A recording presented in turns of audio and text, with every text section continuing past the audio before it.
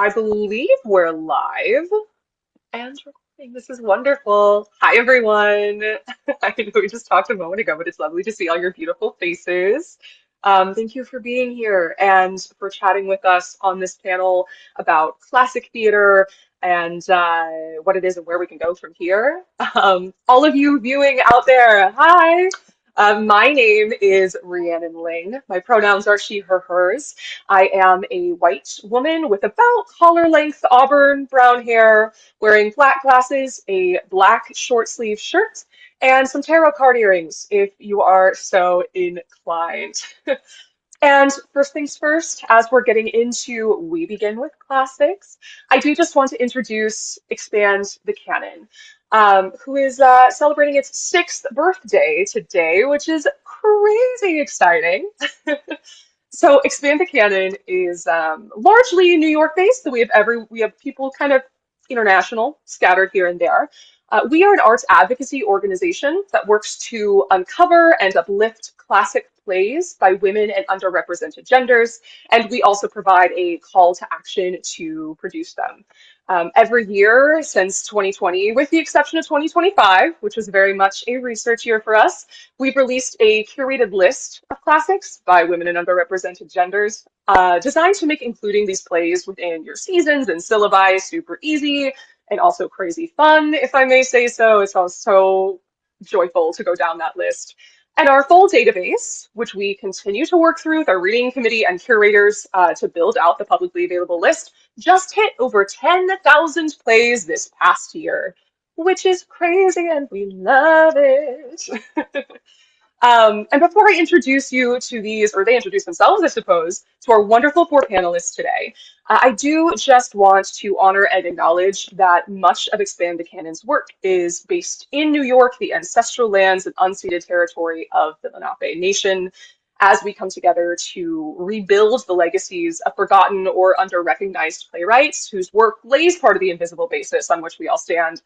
It is only right to expand our view and acknowledge others on whose shoulders we stand. So we just ask that while we chat throughout, please take a moment to consider the many legacies of violence, displacement, migration, and settlement that bring us together here today. So let's get started here, shall we?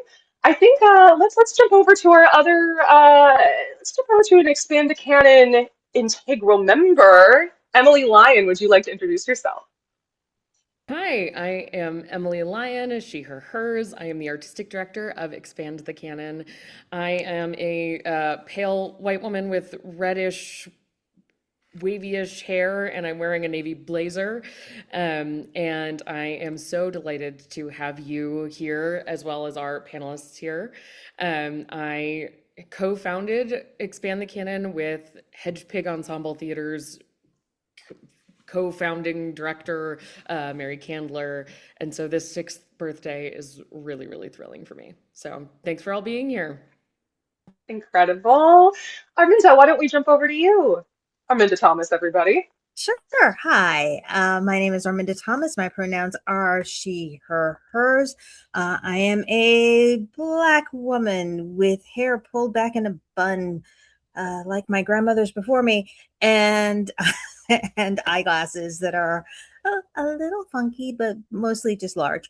And I am a producing member and dramaturg for classics. Well, I'm a dramaturg for many things, but I am a producing member and resident dramaturg for classics, which is a think tank slash theater collective whose mission is to explode the classical canon through an exploration of Black theater history and plays by writers across the diaspora and who are sometimes forgotten and even if not forgotten, way underexplored. So that's me in a Incredible. nutshell. Thanks. Incredible. Let's jump on over to Hillary Cohen. Who are you? Hi, Hillary Cohen, she, her, hers. I am a plus size white woman with 3B brown and gray curls. I'm wearing a white tank top and a black blouse. I am zooming from the ancestral land of the Lenape, and I have made it a practice to make a small contribution to the American Indian Community House here in New York City whenever I'm asked to acknowledge their land. Um, I am the Executive Director for Institutional Advancement at the Acting Company. We are a almost 54-year-old organization that founded with the mission to develop emerging actors by touring theater coast to coast. Incredible. A mouthful of a title. You killed It is, it it. is. But And as easy to accomplish as it is to say. right, right. And last but certainly not least, Dame Sarah Spring. Who are you? Hi, everyone. I'm Sarah Spring. My followers call me Dame Sarah as a sweet nickname. I am a very pale white woman with auburn, wavy, curly hair, wearing a black cami. I have light gray eyes. Um, and I am the founder of Shakespeare Made Clear, which is a Shakespeare channel on social media dedicated to making the works of Shakespeare accessible. I work as a coach and actor, and yeah, that's me. I'll be teaching at the Prague Shakespeare Company this summer. So yeah. So exciting. Wonderful. Thank you all for giving us some little intros there. I also realized I was so excited to jump in. I didn't tell all the viewers out there my title. Hi, I'm on the research team over at Expand the Canon and am the current social media coordinator. I'm also a dramaturg, an actor, and a playwright. So that, that's why I'm here. But without further ado, let's dive into a bit of a discussion here surrounding classic theater and the narratives that are currently in the canon and how we can better expand it and what that will accomplish in the world, the theater world and the world at large.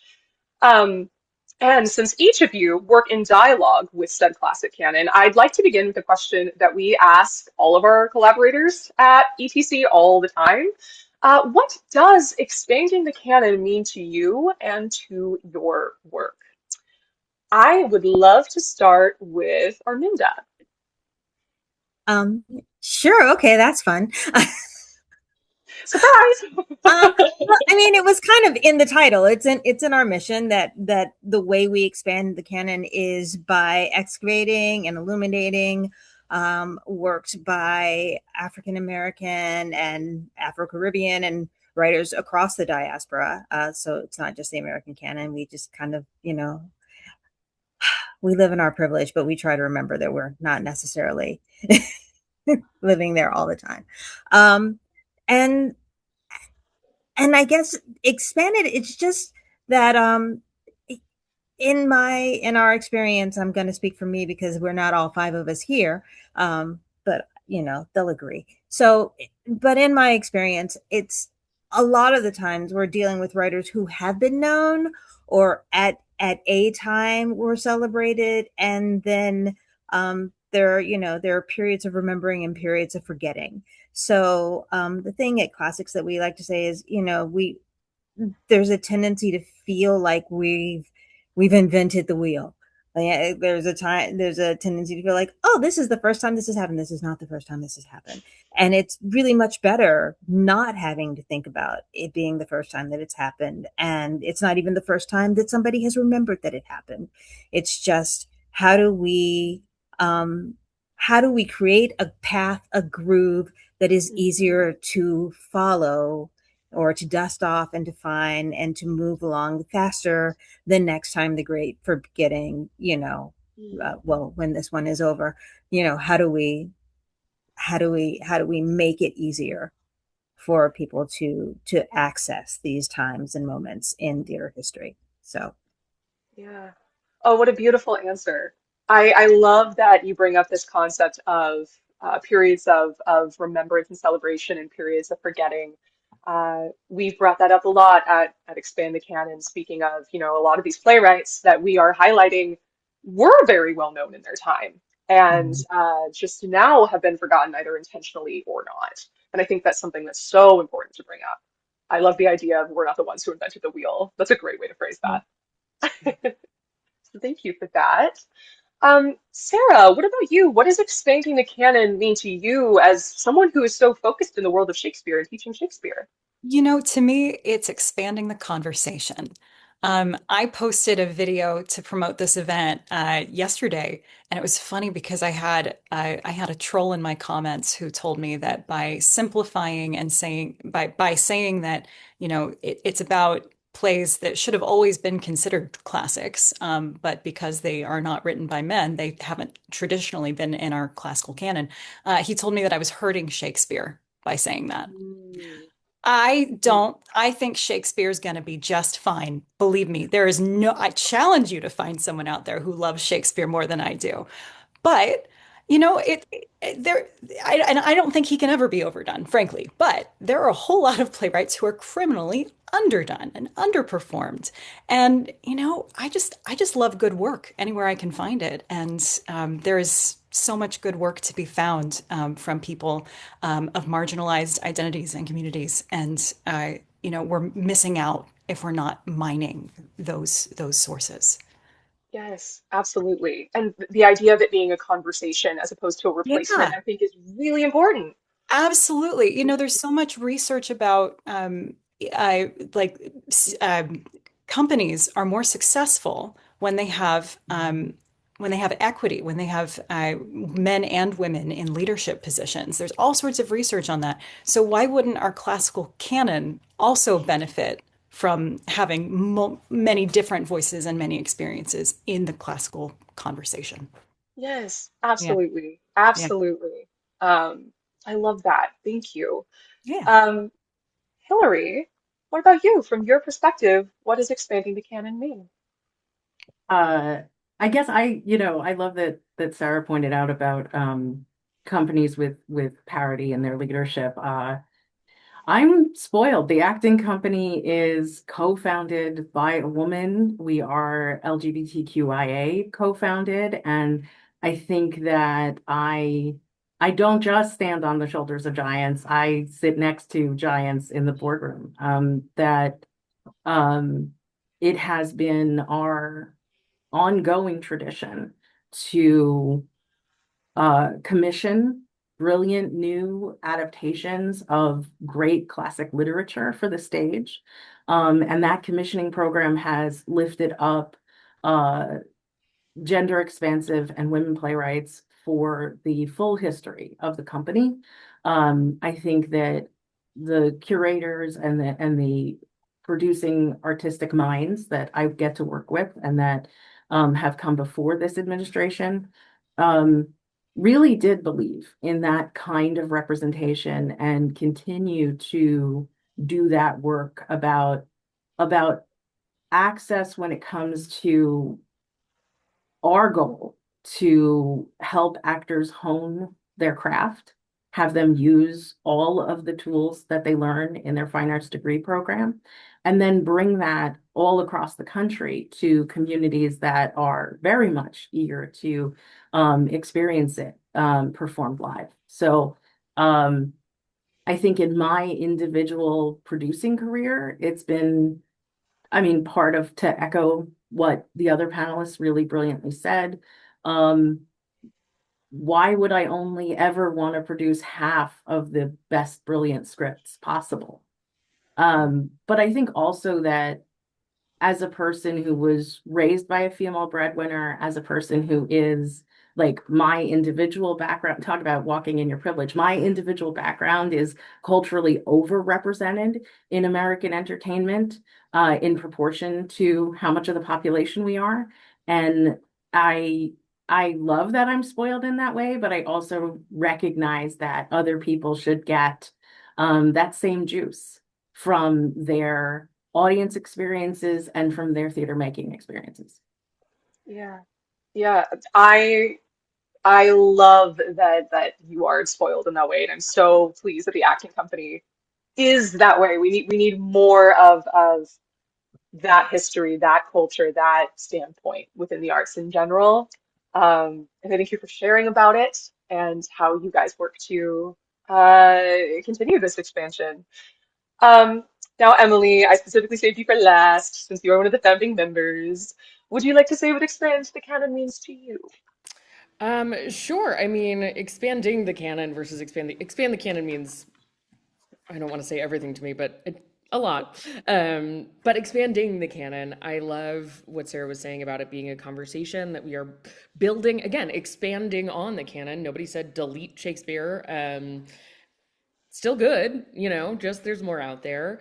I also really deeply love Arminda's image of like making it easier to retread this ground when we come back to it.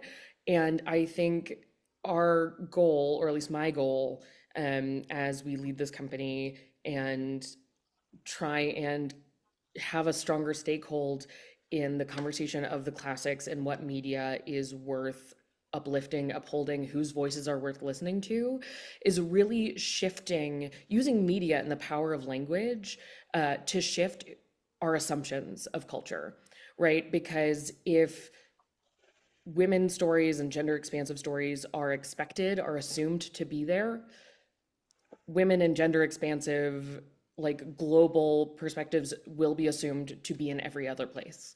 There is women have always been writing.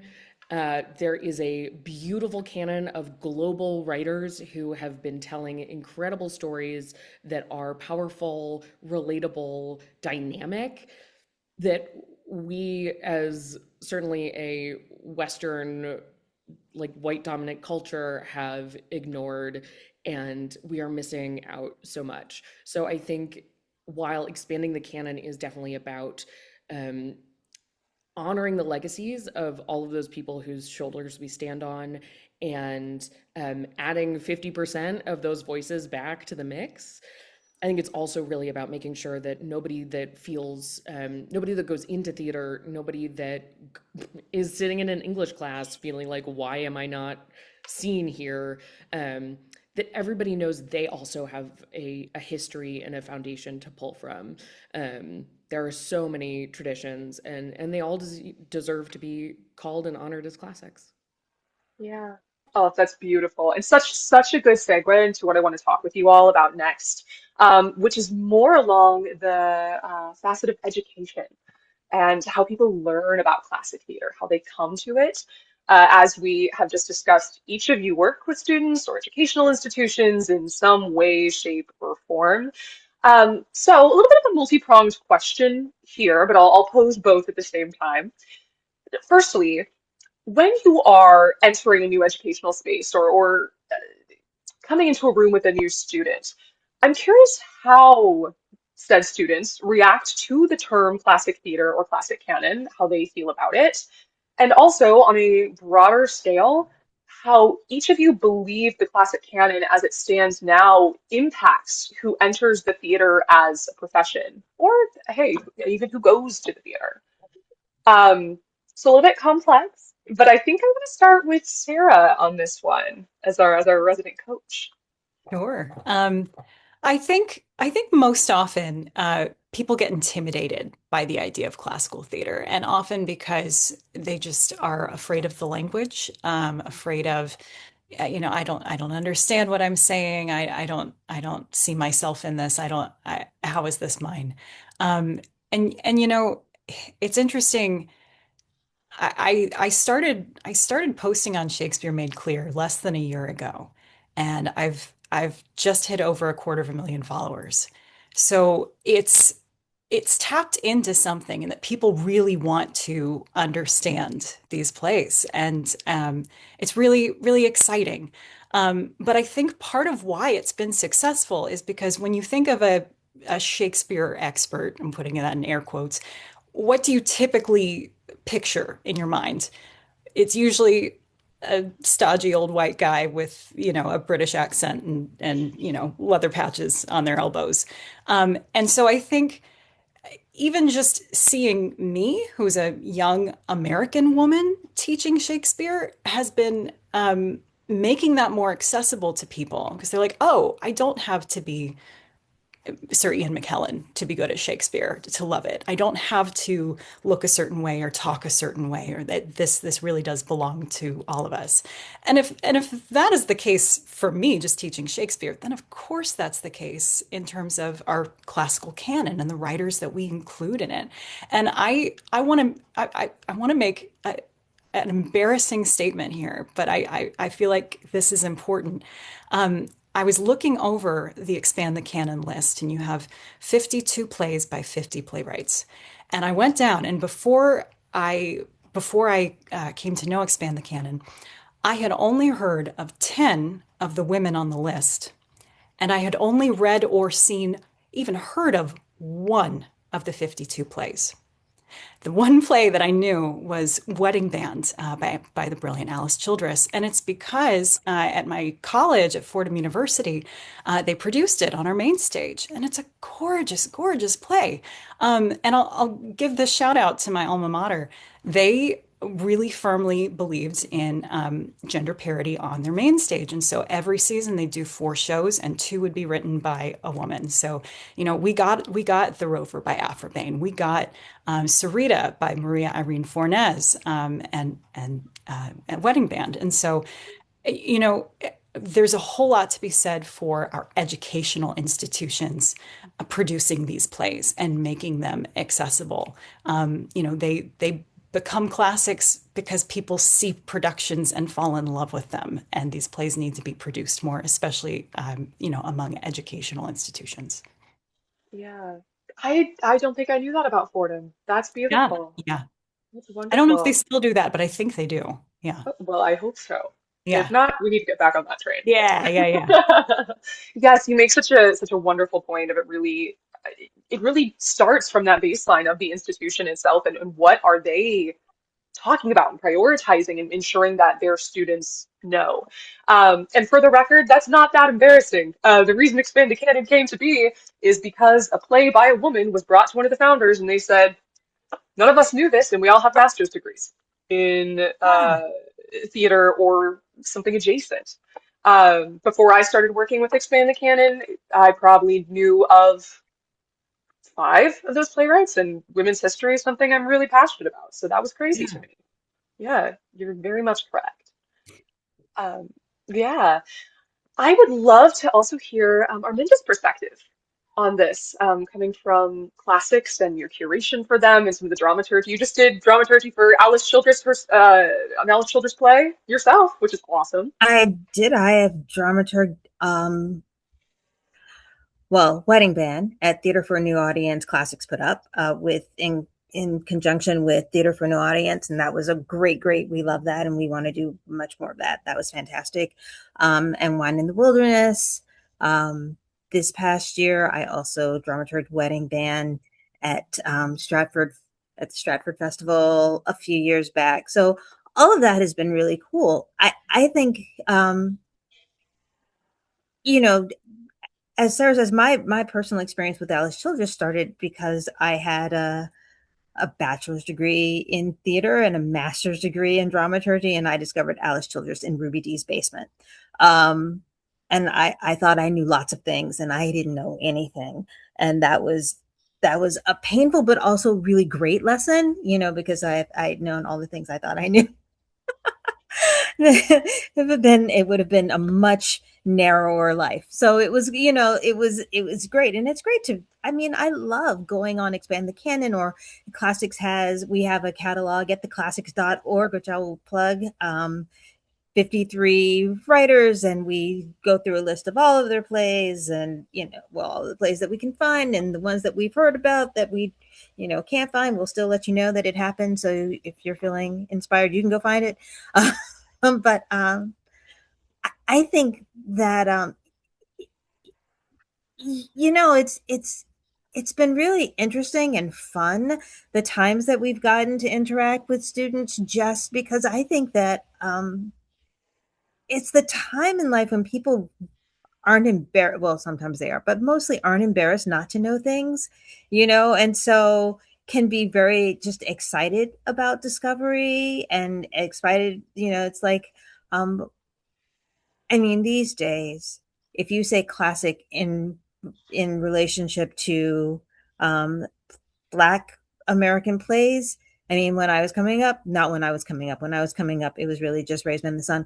And, and I'm dating myself because, you know, August Wilson was just getting on stage. So now now and then it was Raised in the Sun and August Wilson. And those are great. Those are fantastic. I never want to stop seeing those. I never want to stop talking about those.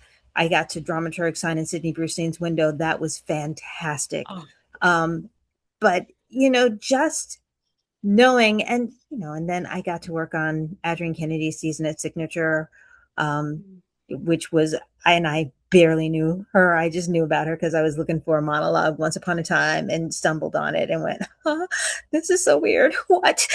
And I didn't know people could write. I didn't know we wrote weird plays. It was fantastic, right? So just the breadth of what's available and the depth of what's available, and just I think people are really hungry for it, especially when they're younger and looking for things and looking for people to be excited about and moments to be excited about. I don't encounter really resistance. I think in part because we don't talk about, as we've said here, we're not talking about replacement. We're just talking about there's so much to know. We know there's so much to know. Well, sometimes it gets hard. If I were trying to like program a whole curriculum, my heart would hurt. Because there's so much to read. There's so much to know. People are so busy.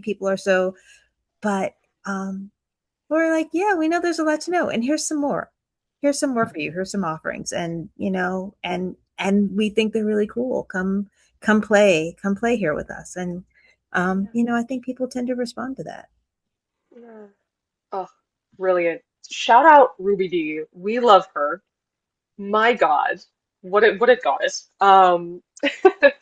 Yes, and now that you've spoken about Arminda only having Raised in the Sun coming up and discovering Alice and Adrian and all of these beautiful, wonderful writers, it even made me think, I don't know, even though I was aware of them, I don't think I read a play by a woman in school until like my sophomore year of undergrad, which is true insanity.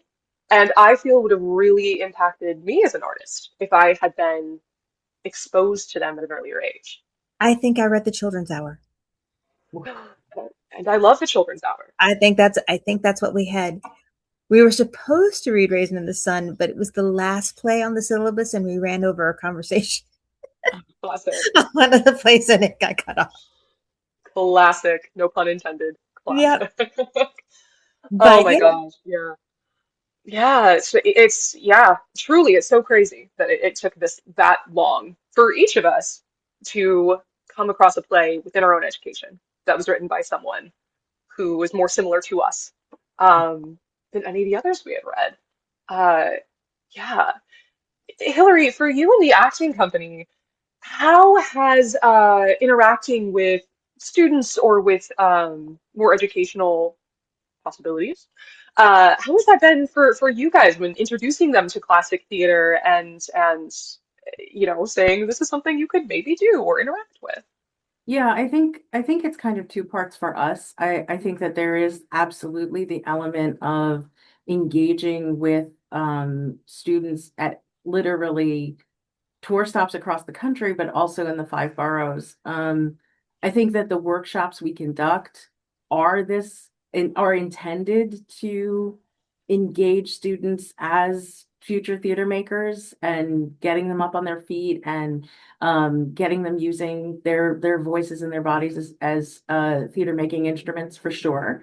Um, I think that there's also a real power in yes, you can engage with plays as written literary text, but seeing them performed or engaging with performing them yourself is kind of like they're a unique medium for a reason, right? And so I think that dusting this stuff off, taking it off the shelf or downloading it onto the screen and bringing it on its feet and into a room really is that on-ramp for a lot of the students that we engage with. I think that there's also something that I learned since I've gotten to the acting company. This is my fourth season with the company, and I had asked alumni to, give their reflections on their experience on tour as part of a fundraising campaign. And I adore Kaliswa. I think she's just brilliant. And she talked about playing roles that she didn't necessarily envision for herself, or roles that maybe there are actors in fine arts training programs that are told that these roles are not necessarily for them. Mm. And I think that that is something that's really powerful about the acting company as an employer of arts workers. We have seasons where our teaching artist population directly reflects the students in the five boroughs that um, they are teaching. So I think that that's part of it as well. It's like whose body and whose complexion and whose identity is in the room makes a big difference when we talk about representation, when we talk about what your on ramps are and what makes you feel welcome and included and activated. Um, but it's really been kind of both sides of that coin. Like there's been uh, teaching artists and touring alumni who've shared that this was a very special experience for them as an adult. And then also the way that we orient ourselves towards the students that we engage with, and trying to say that not to discredit the literary aspect and the sentence diagramming part of the business, but for us it really is about you know feeling that in the first person. Yeah. Well, it's such a living, breathing art form. It makes such a difference to see it live. And I love that you brought up the impact of having those identities in the room and seeing different bodies, different complexions on stage. It's similar to what Emily was saying earlier,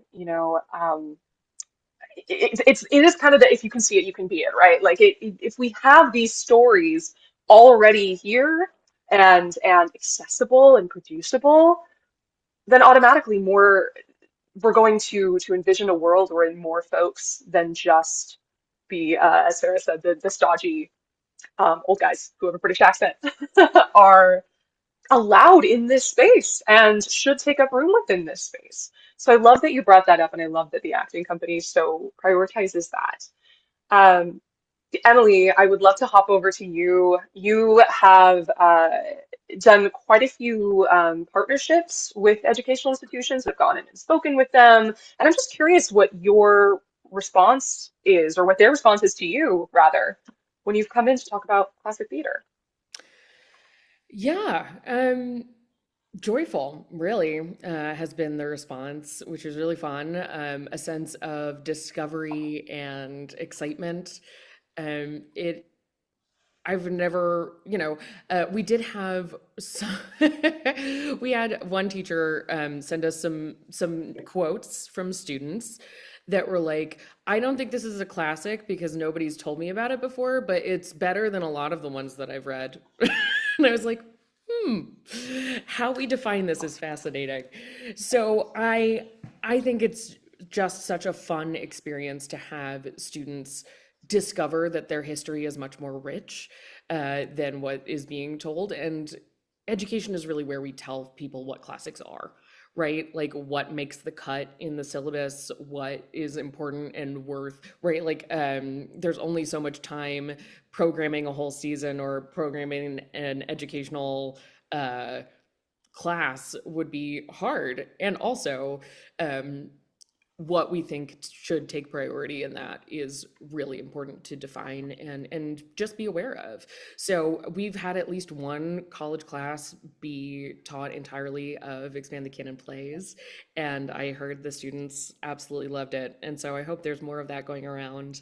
Really looking forward to it. And also that I know Classic Stage Company has taught some of these plays and featured them in their high school.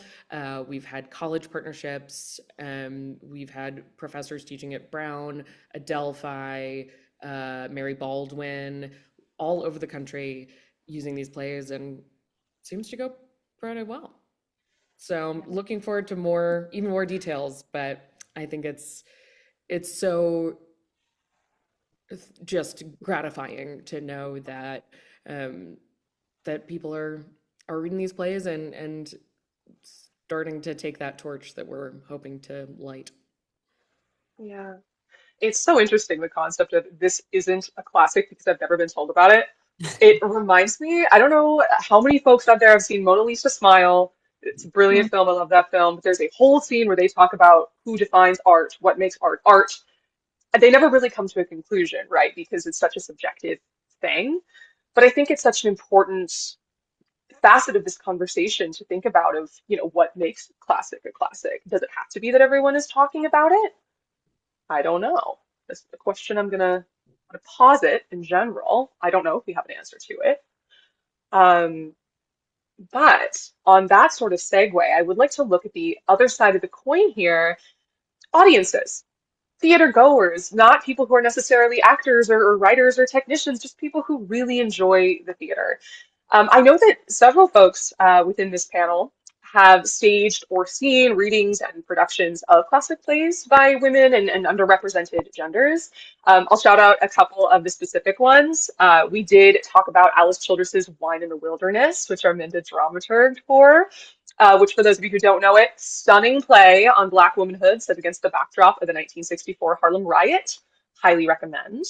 We've got Hannah Cowley's Bold Stroke for a Husband, which the acting company just did a reading of. It is a truly hilarious comedy that has the ending that Taming of the Shrew wishes it does.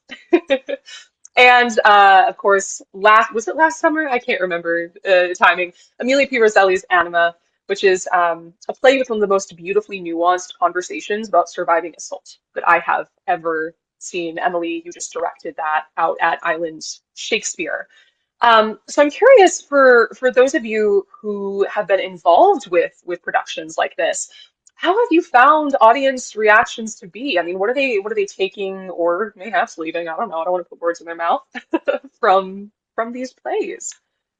Hillary, I think yours was the most recent, so let's talk about Bold Stroke for a second. Sure. I mean, I'd love to talk about Bold Stroke. I'd love to talk about actually last season, our partnership with Expand the Canon included a reading of Entisake Shanje's Spell Number 7. Yes. And it was so personally meaningful as from my perspective as a producer to bring that back to the public theater and have that conversation and let Entisake's words ring out from that stage makes a big difference, I think, in terms of um, honoring her legacy and lifting her up as a poet. So I think that for us, those feedback surveys speak for themselves. We have a community comp program with our reading series. Anybody who is an artist, a student, a senior, resident of the New York City public housing, or a member of one of our artists unions is welcome to come to the reading series an hour before curtain until we're sold out. It is pay what you will. You can make a donation or you can just give us your 2 cents in your feedback survey. And the feedback surveys are overwhelming, sometimes overwhelmingly positive and sometimes overwhelmingly personal and raw in terms of the kinds of reactions audiences have when we've opened it up to discussion. I think that our audiences are amazingly perceptive and they actually want to ask the artists questions rather than just making comments. So it's been a wonderful partnership, and I think we've been really pleased to continue to bring these scripts to the audiences that we do. And yeah, I think that for a lot of people who maybe I'm not gonna kid myself. I think that there were a lot of people who came to Bold Stroke because of the remarkable cast that casting director Claire Jensen and Emily put together. I think that there were people who wanted to hear Constance Wu perform this script, uh, and that they were really there were a lot of people who had not heard something so funny from a Revolutionary era writer. I think that there were people who um, didn't know what to expect and really had a great evening out. So yeah, I only have positive things to say about the readings that we've done in partnership with Expand the Canon. That's amazing. That's amazing. Yeah, that bull stroke reading was so good. Let me just give that a shout out. That I have never heard an audience laugh so much. Hilarious, truly hilarious. Arminda, what about you when you've been working on classic scripts by women? I mentioned Alice here, but you're welcome to chat about any of your other experiences. Um, well, I will say, I think the thing that, sometimes there's a way of talking about theater and audience prep. And I, I think because it's really important to us and it is important and it is necessary and all those things. But when you say something is important and necessary, it's not necessarily the best marketing tool. Right? But uh but when you say, it's just brilliant and it's visceral and it's raw and it's very now. What do we think about for classics for us is, it's a thing that spoke to its time, but it also resonates now. And there are things that are classics, but we don't necessarily like. Maybe now's not the time to produce this. Maybe it's not speaking, and not that there will never be, because time is long, we hope, but time has been long. There was a time when nobody would let Cordelia die in Lear. Times evolve, things change. You get ready to take, there are times when we're ready for the whole piece and times when, we're just coasting along. But, I think that this is right now and hopefully for a while. This has been a good time for Childress because it's a good time to have people collide against each other with very different ways of seeing the world, who are fully realized, and even if we don't like them very much, come into the world with their own embodied sense of what's happening, and they're not paper tigers or straw men or whatever the metaphor I'm messing up is. They're characters, and you can feel them. You can feel Herman's mother. You may want to throw her out. You might want to toss her out, but you can't completely, because she's holding on to something that is real. She's holding on to a truth that is a real truth for her. And I think that we need more of that, not because it's good for us, but because it reminds us. It just reminds us that, that we're always dealing with people. So, and I think that, that sometimes people go, that's, and our audience is not just the audience, so it is the audience, it's also the actors who walk into the room and confront a thing and go, oh wait, this is resonating in a way that is really uncomfortable and really scary, but also really resonating. I'm not trying to figure out how I'm going to sell it. I got it. Right. And whenever that happens in a room, it feels like you're on the right track. So we've been working on a couple of doing some readings of a couple of pieces, one by Isha Rahman, who I just want to see everywhere right now. And, have had just kind of invited audiences so far because we're still just kind of feeling it out, but going, oh, wow, that's the thing I want to talk about. I didn't, that's resonating in a way that I didn't know that's resonating right now. And that's kind of, you know, that's the thing that we're always looking for. I want to take a moment. I know I'm talking about classics, but I want to say that when I was in grad school, putting together something, it was some dramaturgy paper or whatever, programming, and I was trying to find a woman who had been produced, who was not like Wendy Wasserstein, who was not like contemporary at the time, because she was contemporary at the time, but was, had history. If I go back in history, who do I find? And so I'm looking through.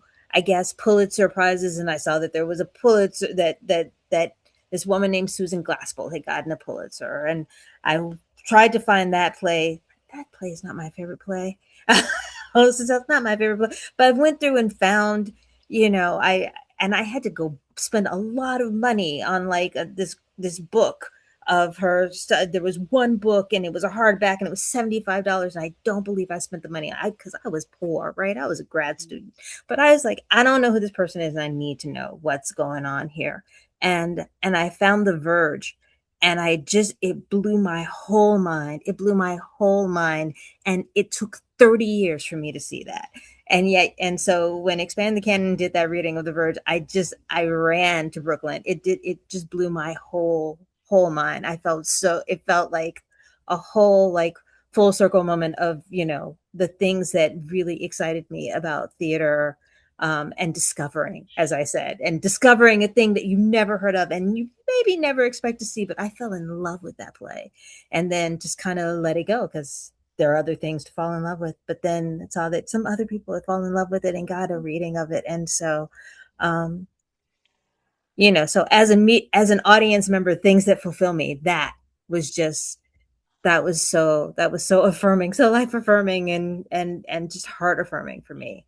So, and I've said that to Emily before, but I'm going to say it again, because I feel like, it cannot be said enough that how much I appreciate the work that y'all are doing. um I just love that. That warms my heart so much. Oh my gosh. Also, y'all just saw me activate. Susan Glaspell is one of my favorite historic figures of all time. I literally have a poster of her behind me. You can't see it because my background's blurred, but she's there. And speaking of The Verge, which is also one of my favorite plays, Sarah, did you see our reading of The I Verge? I did. My teacher Miriam Silverman was playing the lead, so I Oh, came up to see it. So much fun. Also, what a magical idea to have it at the Brooklyn Botanic Garden.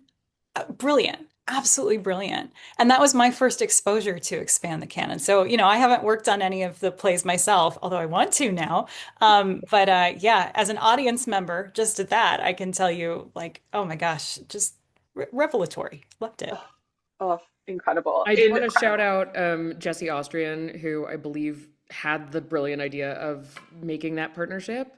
And, if you're excited about The Verge, it is possible, with absolutely zero details, that maybe you might see it again in the nearish future. So just keep your ears peeled.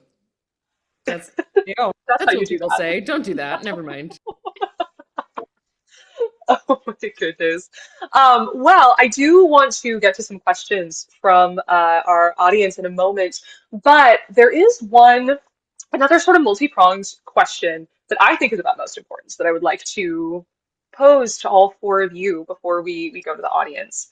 Um, so I will first and foremost, before I ask this, admit that I am a strong believer that the arts in general and the theater in particular can make a difference within the real world. Some people might call me naive for that, but I do think we can have an impact. So I am curious for each of you, firstly, what do we lose when narratives are systematically erased from our arts, our world? And from there, how does more inclusive art, more inclusive storytelling lead to a more inclusive world? That's it for a minute. And you know what? Maybe I'll start with Emily on this one. Okay, yeah. It actually kind of ties into the last question asked as well, although I'm like, maybe I want you to repeat all of the prongs. Um, There's a but lot of proms. Sorry. yes, it's okay. We love. But in terms of the reception of what it means to have these plays and these stories restored, when we were doing Anima by Amelia P. Rosselli, written in 1898 in Italy, she was telling a story that was of assault, and not only surviving that, but standing proudly in your own history and reclaiming your experience, and your future. And when audiences heard that they were the first audience probably to have seen this show in 123 years, there were gasps. And I have since heard of at least one person who saw that show who has since been able to go on a personal healing journey of something that they, an experience they had themselves. And it is so empowering and heartwarming to know that these stories do shift the conversations we can have with ourselves as well as within our communities. And I was just so glad that as somebody who has had to go through a healing journey on that myself, to be able to spark and support those kinds of conversations. And I can only imagine that if we'd been reading Anima and having conversations about what is the value of a human body, and what happens if we like respect women, she said glibly, maybe the Me Too movement may not have taken so long. So I also agree in your beautiful, naive, or shall we just say hopeful, truth that these stories can change our lives. And I think it's just as much about the way that we see ourselves, the way that we give permission to talk about ourselves and listen to ourselves, as it is for anyone else. That's beautiful. Oh, I didn't know that about Anima. I love to hear it. That's so beautiful. Um, let's hop over to our other redhead, Sarah. I've What do you been think? thinking about your previous question of what makes a play a classic. Mhm. And it feeds into this question, I think. Yeah. I've heard this definition applied to folk songs, but I think it applies to classic plays as well, that a classic play feels like it's never been new, but it also never gets old. And I think that the purpose of all art is to make us feel less alone. And when you have a more inclusive canon, people see more of themselves reflected back to them. And I think that classic plays remind us that these issues we're dealing with, these human feelings that we're feeling, they're not new. We're not the first generation to deal with these. They remind us that no, this has been before, this will happen again. Like it, we're not alone. And to me, that is how that is how classic theater can change the world. I love that. Oh, I love that so much. Hillary, what about you? Uh, yeah, I don't want to be cynical. I think that I think Arminda's comment about coming back to re-remembering and how cyclical some very human frailty, um, some of our worst qualities, repeat themselves.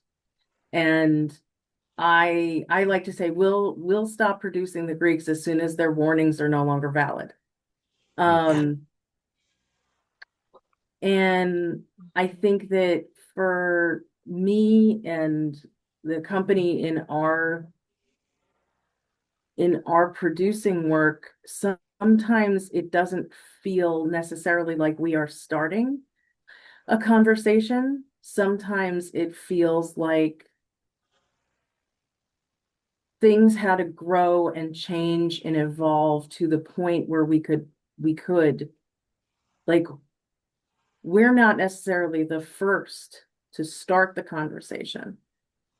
That conversation has evolved and grown and changed in a way that we can continue it, right? So what I mean by that is that if there is a new, and again, nothing new under the sun, right? If there is the current approach to a conversation about a woman's worth, then it really does make some of those teaching artists performing how Lady M, is navigating, not being married but not a mother, Mhm. or how Hero is navigating maybe not getting to get married because she's been accused of a disqualifying act.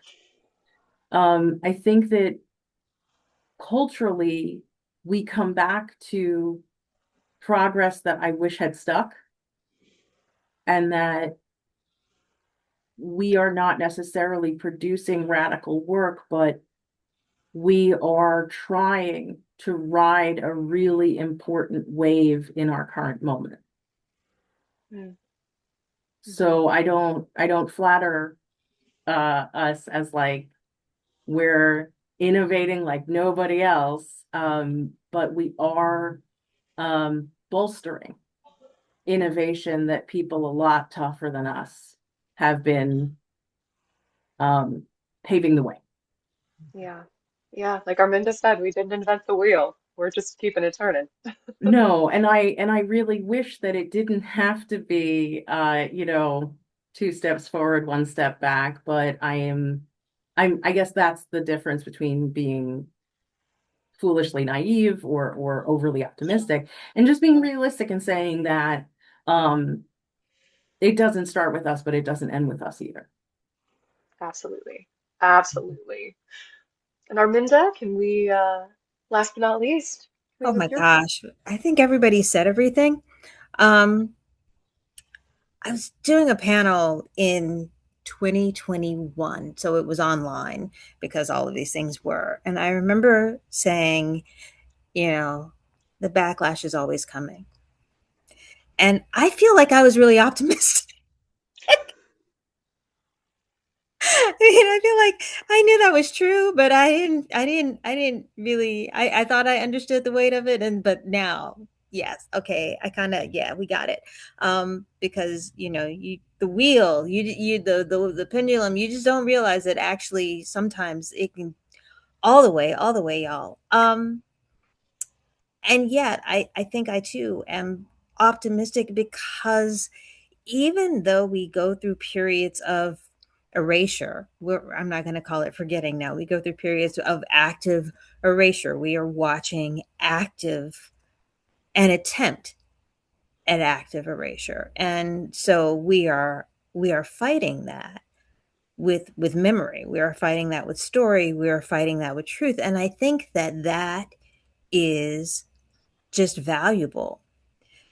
Does it change the world? I think so, because I think anytime you plant your flag, um, and people can see it, or you just if you make your little lighthouse, whether it is in your time or in some time beyond, you have created a space for people to come and find themselves. So many metaphors, so jumbled, but But it's no, that's, okay. girl, we got you. I completely understand. But I think that that's true. And I do feel that, there have been, I was, in my youth, which feels like yesterday. I mentioned I spent, some time in Ruby Dee's basement. I was the archivist. I was the personal archivist for Ossie Davis and Ruby Dee. And then they're past their time. And they would talk about, the struggle. The struggle is all there is, and you just have to keep in the struggle. And I would go, yes, that's great. But in my heart, I would go, and that was really important. Right. Yeah. Oh yeah. I feel like that was really important. I am like accessing so much history, but not realizing that what I was being given was a way to endure. I was a light. I was given a light that to walk in when the darkness falls. And and that's all we can do, really, is to believe in that, and then to do our best, and and to trust that, in our time or in another time, it will have made a difference. I I love think that that. there's something really like I don't believe that children owe their parents anything. I think that there's something really beautiful about when you're young, you're supposed to think, I'm glad that's done now. Yeah. Because if you thought that when you were young, you wouldn't have gotten this far, right? And that those predecessors, those ancestors, they give us the ingredients we need. Um, but yeah, it is tough in that moment of backlash, in that moment of willful amnesia, um, to feel people thinking, I'm so glad that radicalism is over now. And and that we refill that cup in community, right? Like when you're with other people who hear you and know what you're talking about and are willing to name that, and in community we regain the strength we need to start up again, for sure. Oh, that's beautiful. I love that each one of you, in your own way, talked about art and story being a way that we know we're not alone, and that being the major impact of all of this, of what we do, of what we work for, fight for. That's so, so beautiful. You all have such beautiful, lovely things to say, but we do have some questions from our audience who's watching. And you're going to kill me for one of these because I'm going to ask each of you to pick one play that speaks to our current times, ideally by woman or gender expansive individual. And I'm going to let whoever can think of theirs first go. The play that if I could make every like high school in America read one play, it would be Le Blanc by Lorraine Hansberry. I That's a good wish it one. was less relevant. Can you give us like a one sentence summary for those who might not know what like block is? It is a beautifully human story that I think is the most complex sort of conversation about race in America without being about race in America. It's set in a church mission in Africa and looking at the relationships between the the missionaries and what their goals are, and the complexity of reaction and the variety of response that is naturally coming from someone invading your space and saying they want to help and what that all means. It's also just one of those plays that you it needs to be a play because the dialogue is so just like multifaceted, like a diamond, that you can't write it in a pamphlet. You can't just like it's not a dissertation. It is Yeah, truly like humans wrestling with their yeah, reality. So yeah. love it. There was a wonderful production in Oakland last year. I highly recommend y'all look at those reviews. Anyone else have a play that they want to bring up? Um, so it's not old enough, I guess, to be considered a classic yet, but I think it should be a classic already, and that's Sweat by Lynn Nottage. I saw that play, I want to say it was on Broadway in 2016. And it was written before Donald Trump became president, but it completely foretold the Donald Trump presidency. And it examined the effects of NAFTA in a factory town in Pennsylvania. And I just remember seeing that and thinking, oh my God, like this is one of I think she's one of America's greatest playwrights working today. I absolutely love her work, all of it. But that play in particular just, it hit before all of this happened and it just was spot on. Yeah. Yeah, brilliant. Hillary, Aminda, either of you have one? I you know what's been rattling around for me is again, it's only 26 years old, but A Number by Carol Churchill Mm, knocked me on my rear. And really, there's some, like I said, like we get the ingredients, like There are some real lessons and echoes that I'm feeling right now in this moment. Beautiful, beautiful. Aminda? Uh, Same. I'm finding this really incredibly difficult. I'm never the person that you go name one thing. No, that's never. I'm never good at it. I'm just bad at it. Uh, There's something very scholarly about like, oh, I have many. I have many. I have so many. I don't even know. I'm just and That's A-okay. Do you wanna shout out just the titles of two or three that came to mind? oh oh must I? I mean Or playwrights. Just give us the playwrights that you think speak to this present time. I mean I think if I say Alice Childress one more time, you're I'm. It's just No, I it's love her. there's a book I'm writing. Uh, We love her.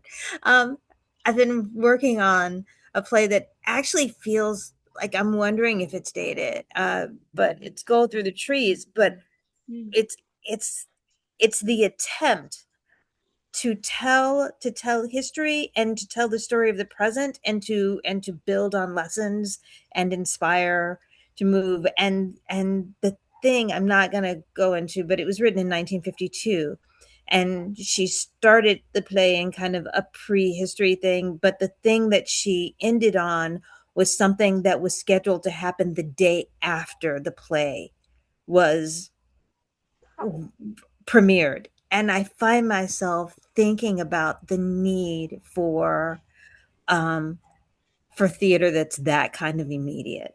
Hmm. So not so much Hmm. in what is the thing, but what do we do, Yeah.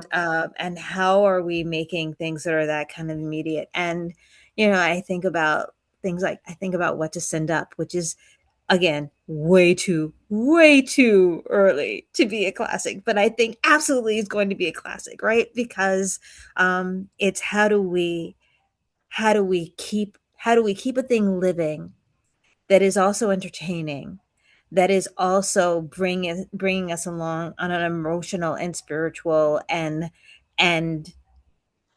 sociological ride, and is always and not allowing us to sink back into a this was, but always reminding us that this is, and how Hmm. are we interacting with it, and how do we bring the audience into it so that they become contributors and actors.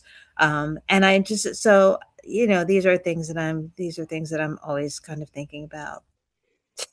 Oh, I love that. Is not was. That's brilliant. And these are all brilliant plays that are being discussed. Highly recommend. If any of you haven't read or seen them, check them out. Yeah. Um, and this one seems to be more of an Emily directed question. Emily, how do we bring these works to the attention of educators at the high school and university levels? Thank you, person in our I audience. believe this was Victoria.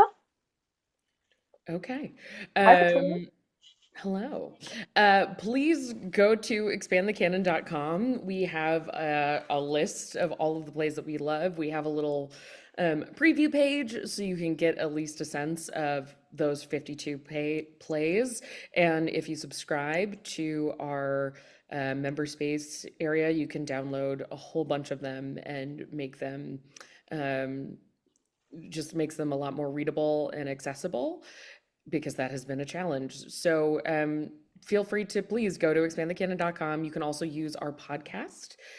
This is a classic, the Expand the Canon Theater podcast. If you want to include um, another form of media to get young folks into some of these titles, we go through the bios, the summaries, why it's a classic. Sometimes we do a scene.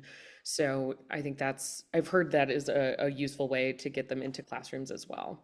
But please do. And also please email us if you do, because we would love to hear about it and be able to champion your work expanding the canon. Yes. Oh, amazing. Now we are coming up on the end of our time. So firstly, I just want to share a comment that came through from one of our viewers that's really, really lovely. They write, Expand the Canon is leaving breadcrumbs for future theater professionals to follow to the glorious female classic past, but I hope these plays never go out of style and are always celebrated, which is so beautiful. And now, my lovely viewers and my lovely panelists, I have such a fun announcement, and you are the first people to hear about it. I believe we have a little visual for this, but hey, Expand the Canon is publishing and launching a monologue book. It is called 100 Standout Classic Monologues for Any Actor from Overlooked Plays by Historic Women. It is 100 monologues from 32 playwrights across 14 countries. They span 1600 to 1990. It is officially on sale in May, but if you join the waitlist here that you see on screen, expandthecanon.com/book, you will A, be able to see 4 of the monologues that are featured in the book already, and we'll keep you apprised of when pre-sale happens. We are so unbelievably excited about this. Emily has been editing this thing for what feels like years. There are incredible monologues. I mean, if you saw Sarah's performance of Leslie Ukrainka's The Stone Host, a monologue from there, brilliant. All of these monologues are like that. There are comedies, there are dramas, there are dramedies, everything you could possibly need. So, highly recommend that. Leave that up so you guys can join the wait list. I'm just so excited. I don't have any words for this. I'm so excited for it to come out. I wish I had this when I was auditioning for college and even beyond. So this is such a wonderful, wonderful resource. And with that, since we are wrapping up, I just want to say one last huge thank you to our brilliant panelists. Once again, that is Hillary Cohen, Arminda Thomas, Sarah Spring, and Emily Lyon. It has been such an honor moderating this panel with all of you. You have such wonderful, beautiful things to say. Check all these folks out on Instagram. We got Sarah doing her Shakespeare Made Clear teachings. We've got Hillary over at the Acting Company. We've got Arminda over at Classics. We've got Emily at Expand the Canon and so many other things. Visit us at expandthecanon.com. Thank you all for coming. And thank you, panelists.